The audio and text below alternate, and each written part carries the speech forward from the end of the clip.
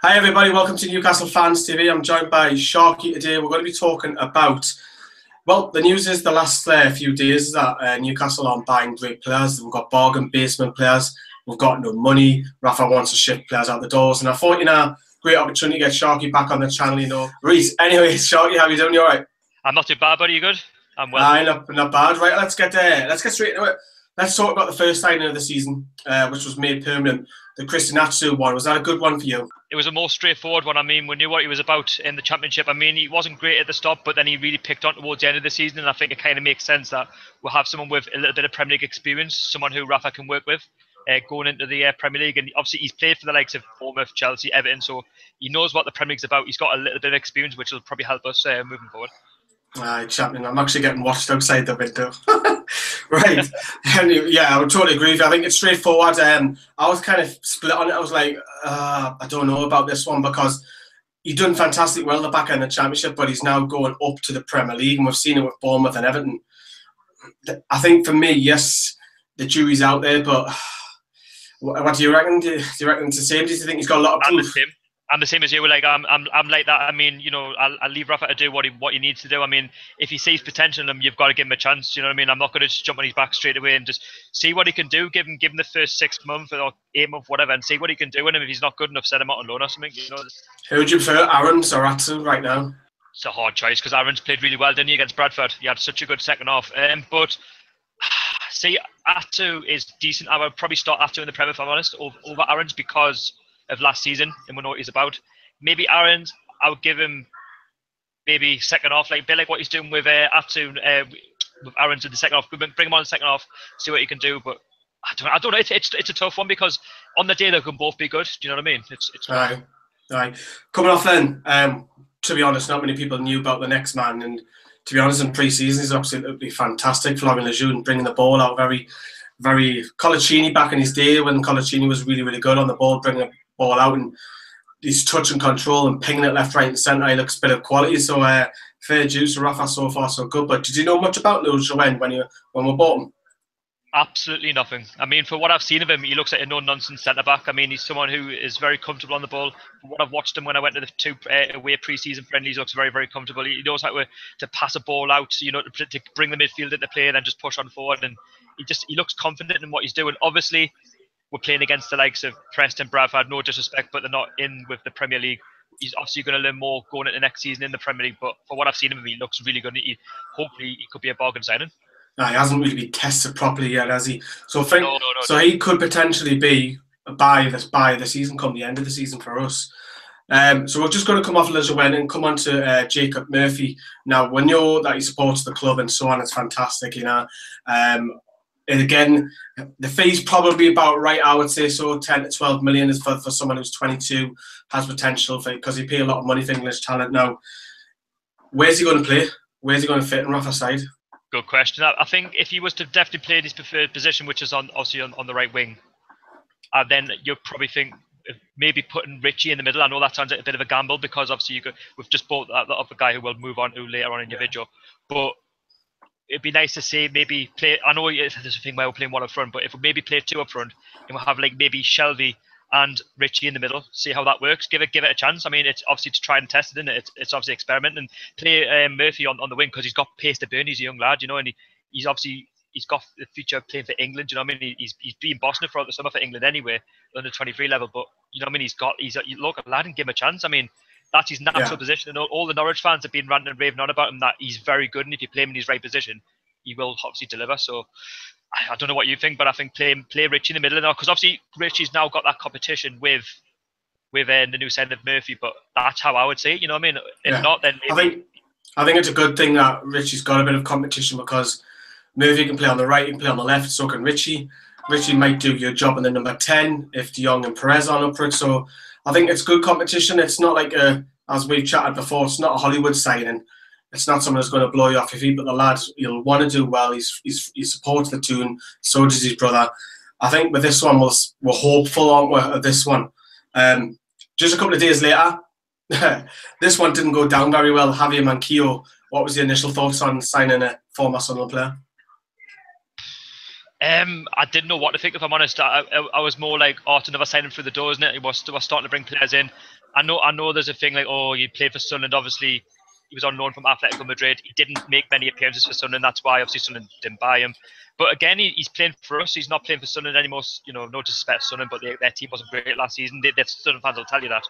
But maybe Rafa sees that he's got potential. Do you know what I mean? He's got something going for him. And maybe if he's nurtured in the right way, he can potentially. But I don't know. I mean, obviously, I know the fans are split, and I totally understand. I mean, at the end of the day, he's played for Sunderland, and he wasn't great, but you know, all these players that we've signed are kind of unknown to us. You know, like Lejeune, like you touched on, we don't know who he is. So you got to give him a chance. Do you know what I mean?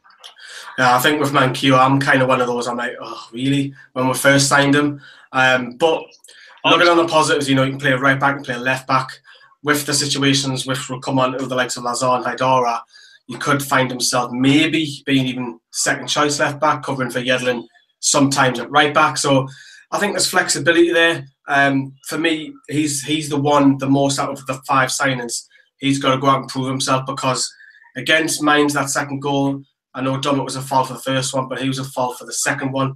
All over the place, he's marking. So for me, that's the one I'm a little bit concerned about. However, I think it'll be more of a squad player. Do you think Yedlin is nailed on for right back now, isn't he? Because Anita's not here. Would you go along with that? Yeah, no, I agree. I mean, the jury's definitely out on him. You know, I mean, like I say, I can kind of take your point. I mean, you know what I mean. We're just gonna have to see what he does. Do you know what I mean? It's like try and test, isn't it? You know what I mean? We don't really know. I don't know. It's like a mere signing. Do you know what I mean? It's like, well, it's another signing through the door. Coming on the last one, which was Mikel Merino again, another one that we don't know much about. Another one that was bought quite fairly quickly in 48 hours. When we bought him, you think, ooh, Borussia Dortmund, that's the first thing you think. And then you look at, he's only played 9 games all season. That's a little bit concerning. But Dortmund's midfield's full of luxury. I mean, you look at the players that were ahead of him, so it's understandable. But again, he's young. He's just turned 21, got the final of Spain in the under 21 tournament in the summer. And he played centre-back just because Rafa wanted to get minutes. We know he's a centre midfielder, deep line, wants to spray it. Do you think this is competition? Do you think this is the end of Jack Holbach? I'm not too sure, but again, we need more competition in that centre mid position. Obviously, we're probably going to buy more. But obviously, I'd be lying if I knew anything about this guy. But I don't know.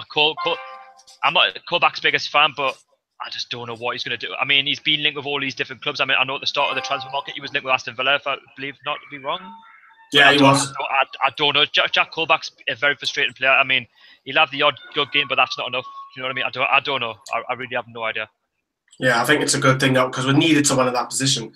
So out of those 5 signings, who would you say excites you the most, looking at it so far?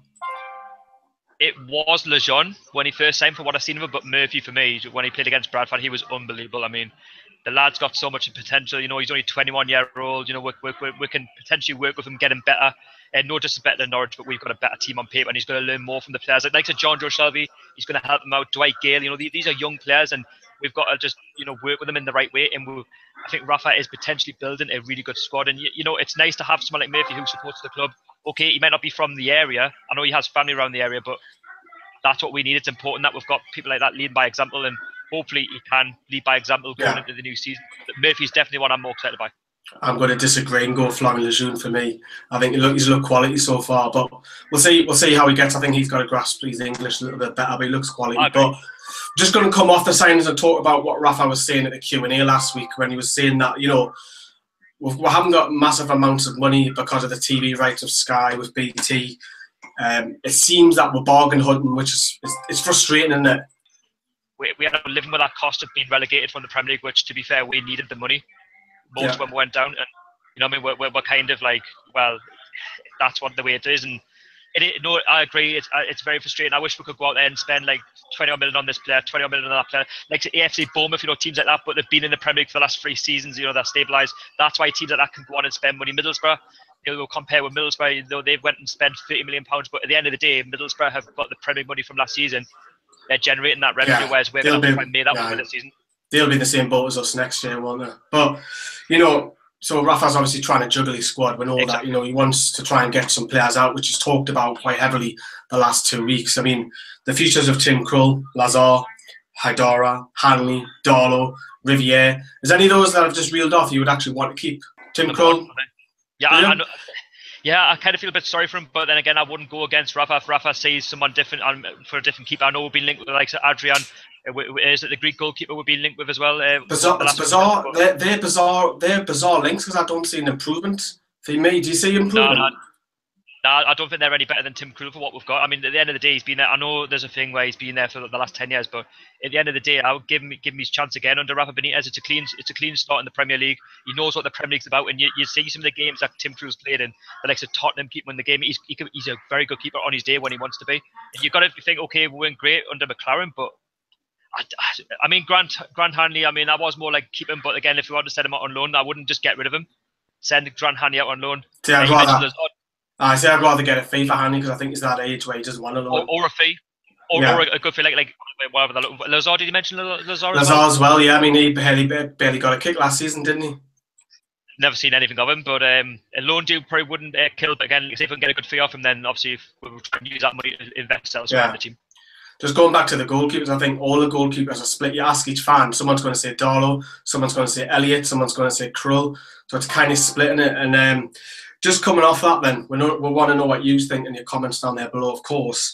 Now, we're being linked to a couple of players in the last 24 hours, one of them being Lucas Perez for Arsenal, and it's been reported by the local media that there is interest in the striker, but there's no official bid. Is that someone you'd like to see come in and go up against Mitrovic and Gale in a bit of competition up top, or have you got anybody else in mind?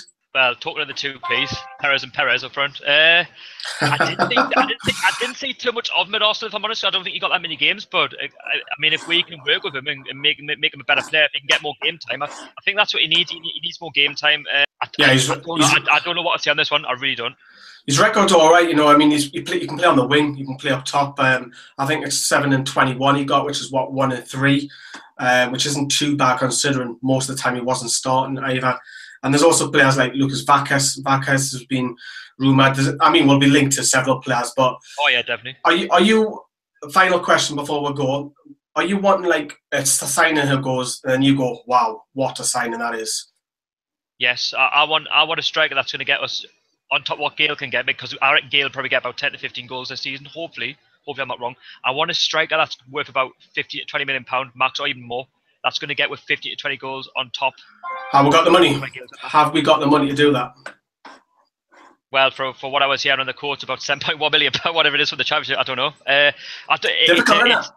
It's a funny one. I mean, at the end of the day, will Mike Ashley give big money to Rafa and say, right, go and get this, go and get that? Like I say, we're counting the cost of relegation. Do you know what I mean? It's a really hard question to answer. I mean, like everybody, we'd love to see the next Alan Shearer course. We would like to see a player worth like 20 to 25 million pound, but being in the championship, there's no revenue in it. Killed around that. Just because absolutely we're counting the cost that I keep saying it. But I mean, I'd like to see the likes of Daniel Sturridge come. That's just naming a player, like someone that can get you goals. But again, it's hard to say. It really is. So, I think a lot of fans will think the same. Let me ask you this question then. If we had, say, 30 million left, would you chuck that 30 million on a guaranteed striker, or would you spend, like, say, 10 million on a striker who might get you half amount, 10 million on another number 10, 10 million on a left back? What would you do? I'll go 50 million on a striker, and then go maybe the other 15 on a creative number 10. Because I know Rafa this week's been saying that he wants maybe a striker or a goalkeeper. I don't know. I would go for a bit of both. It's hard. If it was me, I would go for what I've just said, 15 on each. But again, I don't know. Everyone's going to think different. You know what I mean? But it's whether or not we're going to get 30 million pounds, because that's a lot of money. It's for us nowadays, isn't it? I mean, 30 million. It is. Wow. Well done. You dodged the question. Well done, Sharkey. Well done. Right, Sharkey. Where can people find you? So they can find me on Newcastle United, One Club, One City. I post a lot of videos, I'll say every day of the week, like 2 or 3 a week, if not more. I do vlogs, previews, reviews, and everything like that. So come along, check out my channel, and don't forget to subscribe. You'll not be disappointed.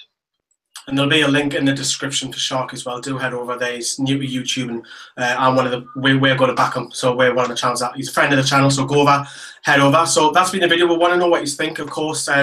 It's debatable. Everybody's got different answers, haven't they? So get in your comments box down there below. Thanks for watching me and Sharky, and we'll see you later. Bye bye.